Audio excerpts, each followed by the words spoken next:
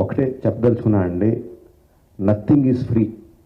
మనకి జీవితంలో దొరికే ఏ వస్తువు కానీ ఏ విషయం కానీ ఉచితంగా రాదు. దాని వెనకాల హిడెన్ కాస్ట్ ఉంటుంది. ఆ హిడెన్ కాస్ట్ చాలా భయంకరంగా, చాలా దారుణంగా చావు వరకు తీసుకెళ్లే వరకు ఉంటుంది. సినిమాలు ఏముంది, ఫ్రీగా చూస్తున్నాం కదా, అంతే కదా, దీంట్లో పెద్దది ఏదో ఉంది అనుకుంటున్నారు. బట్ ఆ పైరసీ సినిమాలు చేసే వాళ్ళు ఏమీ సంఘసేవ చేయట్లేదండి. వాళ్ళు ఫ్రీగా ఏం చేయట్లేదు.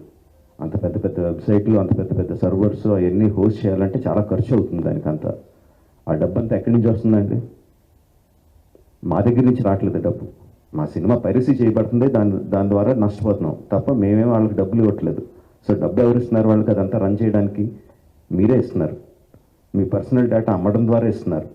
సో ఈ పర్సనల్ డేటా అన్నది చాలామందికి తెలియకపోవచ్చు, చాలామందికి తెలియచ్చు, చాలామందికి తెలియకపోవచ్చు.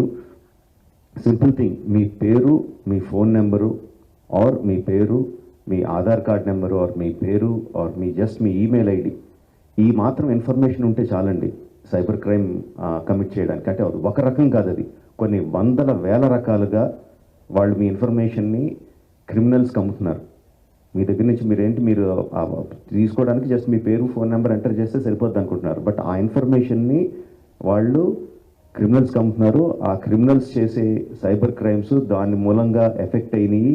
ఎన్నోసార్లు ఎన్నో రకాలుగా వీడియోస్లో చూపిస్తున్నాం. జస్ట్ డబ్బులు పోవడం కాదు, ప్రాణాలు పోయే వరకు వెళ్తుంది. సో ప్లీజ్ అండర్స్టాండ్, మాకన్నా కూడా మీరు ఎక్కువ లూజ్ అవుతున్నారు ఈ పైరసీ చేయడం మూలంగా. Please don't get affected. Every one has a choice.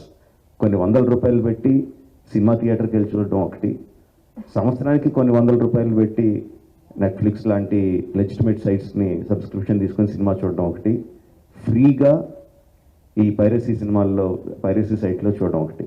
The choice is yours. లెజిటిమేట్గా చూస్తారా ఆర్ ప్రాణాల మీదకి తెచ్చుకుంటారా? The choice is yours. Thank you.